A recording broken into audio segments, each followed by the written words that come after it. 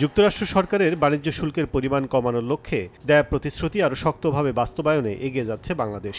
বিভিন্ন পণ্য আমদানি বাড়ানোর পাশাপাশি এবার মার্কিন উড়োজাহাজ নির্মাতা প্রতিষ্ঠান বোয়িং থেকে প্রাথমিকভাবে 14টি এয়ারক্রাফট কেনার প্রস্তুতি নিয়েছে বিমান বাংলাদেশ এয়ারলাইন্স।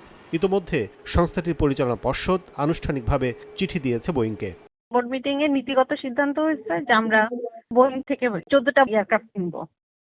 অনুমোদিত 14টি উড়োজাহাজের মধ্যে 10টি ড্রিমলাইনার ও 4টি কেনা হবে ম্যাক্স মডেলের। আর বহরে বর্তমানে 19টির মধ্যে 14টি বোয়িংয়ের তৈরি। বিশেষজ্ঞরা বলছেন, ব্যবসায়িক দৃষ্টিকোণ থেকে এয়ারবাসের চেয়ে সাশ্রয়ী বোয়িং এয়ারক্রাফট। হয়তো 35 পর্যন্ত যাবে এই এয়ারক্রাফটগুলো ডেলিভার করতে। বিমানের যে এখন আমি সবসময় বলি ইয়াংগেস্ট ফ্লিট, এটা কিন্তু আর খুব একটা ইয়াং থাকবে না তখন।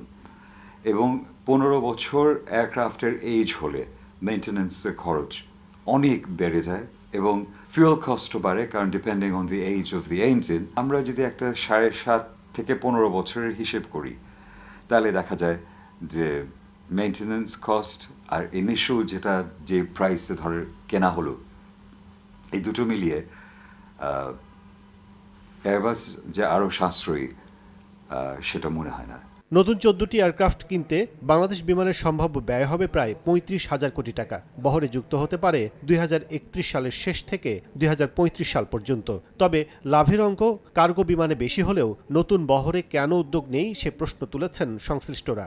কার্গোতে হলো প্রফিট বেশি, আর বিমান সমস্ত কার্গো হ্যান্ডলিং করে।